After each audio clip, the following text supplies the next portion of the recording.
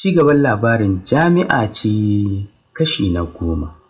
Ina muku fatan alkhairi masu sauraro, sai ku biyo mu yanzu za mu ɗora daga inda muka tsaya a baya. Idan kai ko ke baƙi ne a tashar mu, ku yi mana subscribe sannan ku taɓa alamar ƙararrawar sanarwa. Duk lokacin da muka ɗora sabon shiri za a sanar da ku. Sai ku biyo mu yanzu za mu ɗora daga inda muka tsaya a baya. Murmushin takaici ta yi. Daman ta riga ta sani Asim wani irin bauɗaɗɗen mutum ne, ba a gane inda ya dosa, sai ya binne mutum kuma ba yadda aka iya da shi, sai dai ido. Ta ce, Asim, ni ma abin da kake musu za ka yi min? Raina min hankali za ka yi? Me Afiya ta yi maka? Ba tare da ya juyo ba ya ce, Afiya kuma momi ni? Da sauri ta katse shi ta ce, dakata, ke Rafi'a me ya miki? Tashi Rafi'a dai tana ci gaba da kukanta ta ce, na faɗa mai irin son da nake min, shi ne ya ja tsaki. Wallahi momi idan ban aure shi ba zan iya mutuwa. Ni na yadda ya auri wacce ya ce zai aura, ni ma ya aure ni rana ɗaya sai a yi bikin namu. Jikin momi ya sanyi, ta kasa cewa komai. Asim tafiyar saye ya bar momi da sakakken baki. Cikin kwantar da hankali momi ta ce, ki yi haƙuri Rafi'a, idan har Asim mijinki ne wallahi za ki aure shi. Momi tana kaiwa nan ta shiga ɗakinta ta zauna. Ɗaukar wayar ta danna wa Asim kira, bugu ɗaya ya ɗauka. Momi ta ce, ban ji kana maganar laifi ba, ka san ba na so a saka bikin nan da nisa Asim. Gabansa ne ya faɗi, wani laifi ita za ta yi mai aiki. Shi da a ce zai iya faɗa wa momi gaskiya da wallahi faɗa mata zai yi. Ya san za ta yi fishi da shi, fishi mai tsanani. Bai san ya zai yi da soyayyar Afiya ba. So tari ya yi yunƙurin juya mata baya iyawa. Ya rasa dalili, shi kansa ya san Afiya ba lallai momi ta amince da ita ba. Cikin kwantar da murya ya ce, momi wallahi na manta, kawai a bar shi, idan ta zo na siya mata kaya. Cikin mamaki momi ta ce, Asim anya kuwa lafiyar ka kalau? Me za ka siya mata? Asim kar na ji kar na gani, kar ka rena asalinta, ka kaskantar musu da yarinya. Idan ka san ba ka son ta kawai ka yi haka ne don ka guje wa auren ɗan uwarka Rafi'a. To ka nemo wata, daidai da rana ɗaya na same ka da wani abu na rashin gaskiya, ranka zai ɓaci Asim. Lefe kuma ka tambaye ta ina waist ɗinta, ka ce size nawa take sakawa, sannan lambar takalmi duk ka tambaye ta. Cikin son kawar da zancen ya ce, momi ko na tambaye ta ba faɗa min za ta yi ba, shi ya saka ni ce miki haka, amma ina ganin kamar Adiyan ta fi ta jiki, duk a cikin hijabi nake ganin ta.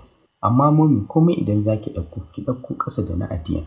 Ɗan shiru momi ta bata musa shi ba, tun da Fulatana ce, kuma duk inda Fulani su yi an san su da kunya. Don haka ta ce, to shi kenan, amma shekarar ta nawa? Na ji kana cewa ƙasa da Adiyan. Asim shiru ya yi, baya son ya yi ƙarya, amma idan zai iya tunawa. A takardunta kwanaki da ta zo ofis ɗinsa ya ga an saka 2007. Yanzu idan aka yi la'akari da muna shekarar 2026, shekarar ta 18. Haka ya faɗi a cikin zuciyarsa, don haka a fili ya ce 18. Momi ta ce, Allah sarki, Allah ya sa abokiyar zama ce, Ubangiji ya zaunar da ku lafiya. To fa Asim sai kai haƙuri, kaga yarinya ce, amma tana level nawa? Takaici ne ya kama shi a zuciyarsa, ya ce ba amin ba. A fili kuma ya ce level 1 first semester, yanzu idan sun gama jarabawan nan sakan za su shiga. Allah sarki, Ubangiji ya shige mana gaba, amma dai ba za ka hana ta karatu ba. Momi ta tambaya, domin ita fa zancen daɗi yake mata, domin hasashen da ta yi Asim ba zai taɓa da na sanin auren Mardiya ba. Duk da bata ganta ba, amma karon farko ta ji ta samu nutsuwa da kuma kwanta mata a cikin zuciyarta. Asim da ya lura momi maganar daɗi take mata ya ce, zan bar ta momi, ina son tafiya asibiti, ina da patient da zan duba, aikin kwana zan yi. Ok, ba damuwa, Allah ya kai ka lafiya, ya dawo da kai lafiya. Amin ya ce ya kashe wayarsa, zuciyarsa na yi masa ƙunci. Haka kurum daga ganin sarkin fawa sai miya ta yi zaƙi. Ta ɗauki son duniya ta ɗora wa yarinyar da bata santa ba. Da ma a ce Afiya take so haka, da ya fi kowa murna. Shi anya kuwa ba zai fasa ba, kar kuma ya aure ta, ta ce ba zai sake ta ba, ko ya sake ta ta ce akan wani dalili, ko ita da kanta ta fahimci gaskiya. Ya san ba za su kwashe da daɗi ba, amma bara ya tambayi Muktar shawara. Ɗaukar wayar sai ya nemo lambar Muktar ya danna mai kira, har sai da ya kira sau 3 sannan ya ɗaga. Hakan ba ɗabi'arsa ba ce. Kira ɗaya biyu ya katse kiran, muryar Muktar a shaƙe ce, kai baka san yanzu lokacin hutawar ma'aurata ba ne? Ka kira ni? Ko da yake ba laifinka ba ne, baka sani ba, kai goro ne har yau baka san wannan ba. Sai aikin Shenfield domin ya rage maka nauyin mara. Asim naushin iska ya ce, Muktar wallahi ka kiyaye ni, an faɗa maka kowa irin ka ne? Da sauri Muktar ya tashi zaune, daman tsokana ya shirya min, yana ofis ya ce, haba Asim wallahi ko makaho ya shafa ya san gaskiya ka fi kowa sani. Ko kafin na yi aure ba na yin azumi, kai kuwa azumi ya zame maka jinin jikinka saboda gujewa saɓon Allah. Ni wallahi Allah tausayawa yarinyar nan nake, domin wallahi Allah ba za ka iya barinta ta huta ba.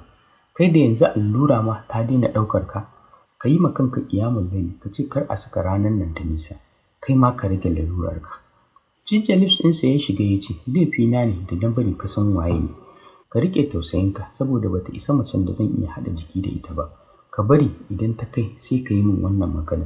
Kai ni fa duk wata mace idan ba Afiya ba, bata kai mace ba. Dariya Muktar ya ce, Allah ya kai mu dare da lafiya. Lafiya kake jera min wannan uban kiran? Muktar, ina cikin wani hali. Momi bata ga yarinyar nan ba, amma ta fara santa har fa da yi min maganar laifi.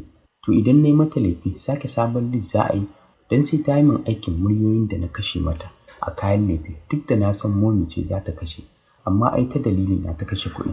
Anya kuwa ba zan fasa ba. Ka ga yadda take zabga addu'a? Muktar, gobe za su je tambayo aurenta, yadda ka san a kansu nake. Wannan wace irin rayuwa ce? Kowa ba kai aure ba? Ni ina haƙuri da yadda Ubangiji ya yi ni. Afiya nake jira, idan lokacin aurenta ya yi sai mu yi. Dariya Muktar ya danne. Gaskiya ba haka Afiya ta bar Asim ba. Zai samu lokaci ya bada a yi mai saukar Alƙur'ani, Allah ya mai maganinta. Wannan wace irin baƙar kaddara ce? Baya ji baya gani yana tare da wannan larurar, amma ka ce kai sai ka jira wata shegiya ta gama iskancinta sannan ku yi aure. Ai kuwa zai yi maganinta. Duk yadda Asim yake ƙaunar mahaifiyarsa, amma ya kasa yi mata biyayya. Duk yadda aka yi ba banza wannan mai dogon bakin ta barsa ba. Gashi dai ta musulunta, amma har yanzu ba hasken musulunci a tare da ita. Cikin hikima da son nuna mai illar abin da zai aikata ya ce, a'a Asim, kar ka yi haka, ka daure saboda Momi. Wallahi idan ta ji ka fasa wannan auren za ta shiga damuwa wacce ta fita baya, tunda babban burinta shine ta ga kaya aure, ta ga 'ya'yanka. Haba Asim, ka dinga tausayin yarinyar nan. Wani aiki za ta yi maka har ka ci riba? Ka yi haƙuri ku zauna lafiya har lokacin da wa'adinta zai cika, tunda kai ka ji ka gani. Ko dai shaɗin ne ba za ka iya bane, za ka fake da Momi. Ya ƙara jefo mai wannan tambayar. Tsaki Asim ya ce, ni wallahi mantawa nake ma da wata maganar shaɗi. Insha Allahu zan yi, kuma zan yi nasara, amma wallahi ita ma sai ta ji a jikinta. Ba zan kawo ta nan ba ta miƙe ƙafafuwa ta zo hutu sai ta gwammace kiɗa da karatu. Ni gani nake ma sai ta ne. Wannan ƙwailarwa zai wance yana santa? Idan tana da mai santa a yadda Fulani suke da aure da wuri, da tuni tana gidan mijinta. Shi ya saka ma na amsa zan yi, sai na ga abin da ya ture buzu na. Muktar ya ce, Asim, abin da baka so shi wani yake so. Yarinya kyakkyawa, wallahi idan aka haɗa ta da Afiya ba wanda zai ɗauki Afiya, ko ta ko'ina ta fi Afiya kyau. Ga kyawun hali, yarinya ba ruwanta, shiru da ita, komai nata cikin nutsuwa take yin sa. Dogon tsaki Asim ya saki ya ce, Muktar, ɗan sa ido ka koma ban sani ba. Kaga kar ka ɓata min, wallahi ko maganar ta bana so a yi min. Shegiya ta fuska ya wabota. Ita fa a fararen ma farinta ba mai kyau bane. Ni fa yalon abu baya burge ni. Muktar ya ce, Asim ka fi ƙarfi na wallahi. Dariya Asim ya ce, dole ka faɗa haka saboda na faɗi gaskiya, sai an jima. Ok, mu jima da yawa, ya faɗa yana kashe wayarsa. Cikin sauri ya tashi ya shiga toilet wanka ya fito ya shirya cikin ɗanyen shadda light blue. Sosai ta yi mai kyau, ta ɗauki fatarsa. Bakin gilas ya saka ya shafa jikinsa da turarurrukansa. Sannan ya ɗaura agogon Rolex, takalmi ya saka, ya ɗauki briefcase ɗinsa ya fara tafiya. Fitowa falon ya kashe duk wata wuta da take cikin ɓangaren nasa, sannan ya kulle ya fita. Sallama ya shiga yi wa Momi, albarka ta dinga saka mai, sannan ya fito. Samun direban sai yana jiransa, yana fitowa ya buɗe mai mota ya shiga mazaunin mai zaman banza. Ya ɗauki jarida ya soma karantawa a hankali. Suka fara tafiya, ya yi wa mai gadi hon. Ya buɗe musu, sannan suka fara sharara gudu. Wani uban birki ya ja da sauri. Asim ya ɗago ya ce, Ɗanladi lafiya? Ɗanladi cire seat belt ɗinsa ya ce, Oga, bara na duba, ina ganin kamar na buge wani abu. Kafin ya ƙarasa Asim ya buɗe ya fito, cak ya tsaya ganin Maradiya tana kuka. Haka ma Suhaila wani tsaki ya ja, ko uban me ya fito da su ana gab da sallar magariba. Ga wannan uban hadarin, abin da yake faɗa wa Muktar kenan, ya kasa fahimta. Sosai hankalin Maradiya ya tashi, ta ɗago da jin wannan uban tsakin. Dama zuciyarta wani irin bugu take mata. Jin ƙamshin turaren Asim da ya zame mata wani dafi a cikin zuciyarta a duk lokacin da ta ji shi. Tsoro da fargaba suka taru suka yi mata yawa, jikinta ya yi wani irin sanyi. ko ISIS suka yi da shi. Da sauri ta sunkuyar da kanta ƙasa. Ga ciwon mararta da ya ƙara daɗuwa, fargabar da take ciki ce ta haddasa mata jin ciwon ya ƙaru fiye da na da. Suhaila ce rike da kati a hannunta, ta share hawayenta ta ce, "Sista, ba ki ji ciwo ba ko?" Maradiya girgiza kai ce, domin ƙafarta da mararta wani irin ciwo suke mata. Daga rigarta za ta yi, Asim ya ɗaga mata tsawa. Banda rashin sanin darajar kai za ta buɗe jikinta. Kallon Suhaila ya ce, "Ki kama ta mu tafi asibiti." To ta ce cikin kuka, domin sosai hankalinta yake a tashi ganin yadda Maradiya take kuka tana juyi da kanta. Ɗanladi ya buɗe musu ƙofa yana cewa, "Ko nan gaba ku dinga kula. Yanzu Allah ya rufe asiri, abin bai yi muni ba." Ya faɗa hakan yana sata kallon Asim, domin yadda ya ga ran Asim ya ɓaci. Ya san dole zai mai faɗa, me yasa baya lura idan yana tuƙi. Shiga suka yi, Asim ya koma mazaunin gaba, Ɗanladi ya zauna gurin tuƙi ya ci gaba da tafiya. Ba su tsaya ko ina ba sai asibitin Asim. Da sauri Suhaila ta kalli Maradiya. Ba damar yin magana, ya ji su ina suka ga kuɗin biyan wannan asibitin, tamkar a ƙasar waje suke. Ita tun da take a birni ba ta taɓa zuwa ba. Ta ji dai ana faɗarsa, rabi da kwatar likitocin duk Turawa ne da Indiyawa. Shi ya saka yake da tsada, amma aiki kamar a ƙasar waje. Fakin Ɗanladi ya yi da sauri ya fito ya buɗe musu ƙofa. Cikin kuka Maradiya ta ce, "Suhaila, ba zan iya tashi ba. Wallahi marata tamkar za ta fashe." Asim fitowa ya ɗauki jakarsa ya kara wayarsa a kunne. Ko barin gurin bai ba sai ga nus da gado. Ɗora Maradiya suka yi a kai, rinsa idonta ta yi. Tsoro ya ƙara kama ta yadda suke tafiya da ita da gudu. Tsoro take kar ta faɗi, ga ƙafarta da take mata wani irin ciwo. Kai tsaye emergency room suka wuce da ita. Suhaila ta tsaya a waje tana baza ido. Tunda suka rabu da Asim a harabar asibitin bata gansa ba. Ko da suka shiga reception bata gansa ba. Ko yana ina? Oho, ba ta da mai bata wannan amsar. Cikin ɗakin kuwa Maradiya banda kuka ba abin da take. Ta kasa tsayawa a yi mata allura, ga ciwo na cinta. Dr. Alima tsaki ta ja ta ce, "Bara na kira doctor, ko idan yi mata magana za ta tsaya."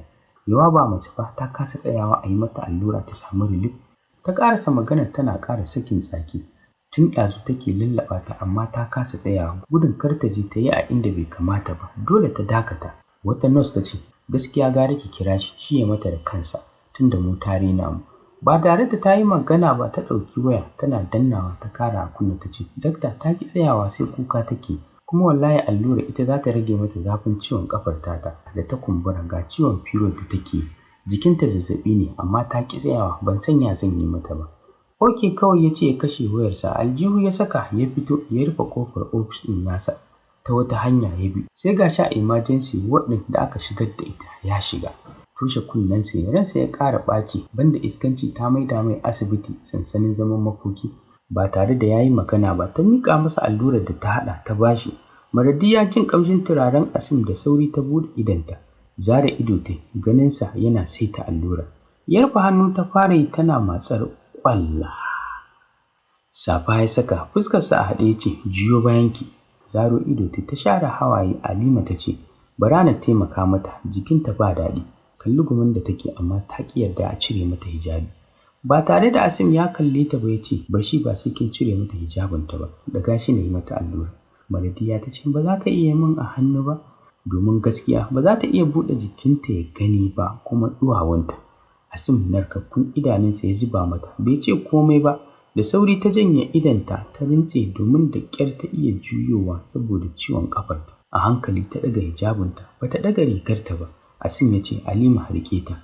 Gam ta riƙe ta, ɗaga rigar ta ya ɗanyi ƙasa da fan ɗinta. Ya tsira mata allurar, ko tsaya kallon jikinta bai ba, sai ma kau da kai da ya ɗan yatsa na fuska tamkar ya ga kashi.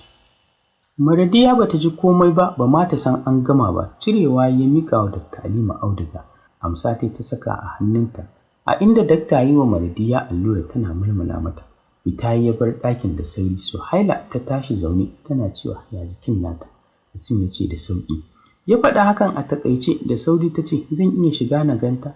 Banza ya mata, domin wata nurse ta tsayar da shi tana nuna mai wata folda. Da sauri Suhaila ta bi bayansa tana cewa, "Dakta, zan iya shiga?" Asim ya ce, "A'a." Yana gama faɗar hakan ya fara tafiya yana duba agogon hannunsa. Tsaki Suhaila ta saki ta ce, "Sai shegen girman kai, za ka shigo hannunmu ne? Wallahi sai ka yi da na sani." Ina matan da ake kira da mata ba muna mata ba, duk wacce ta amsa sunanta 'ya mace tana tattalin kanta da lafiyarta. Mace 'yar gayu ce, mace 'yar kwalliya ce, kuma aka ce mace ba ta tsufa muddin tana gyara kanta. Diwan shekarunki idan kina tattalin kanki za ki ci zamaninki sannan ki ci na wasu. Kada na cika ku da surutu, Mam Amra ta zo muku da ingantattun magunguna na mata masu kyau da inganci, musamman maganin gyaran nono da mafi akasarin mata suke damuwa da matsalarsa. To sha kuruminki 'yar uwa, muna da sahihin maganin gyaran nono da zai dawo miki da martabarki. Duk lalacewarsa muddin kika yi amfani da magungunanmu za ki godiya. Sannan muna sayar da maganin sanyi mai kyau wanda yake kassara kowane irin sanyi na fili da na ɓoye. Akwai supplement gangariya masu kyau irin waɗanda ba su da matsala sai dai su gyara garkuwar jiki. Muna kuma sayar da turarurrukan wuta, humra, perfumes, sabulan gyaran fata, dilka, kayan gyaran jiki na amare, dahuwar kaza da ciccibi, zuma, gumba, tsumi, turaren tsugunno, miski da duk nau'in abubuwan da suke kankaro da martabar duk wata 'ya mace.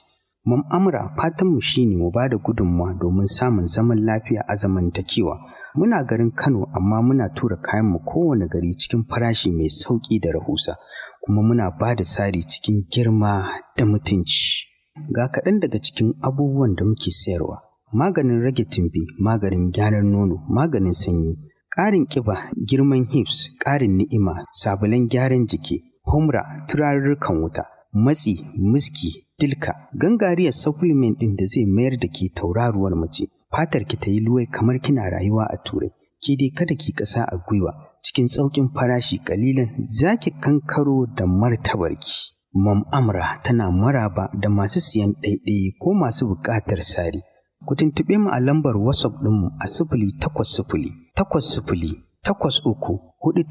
08080834800.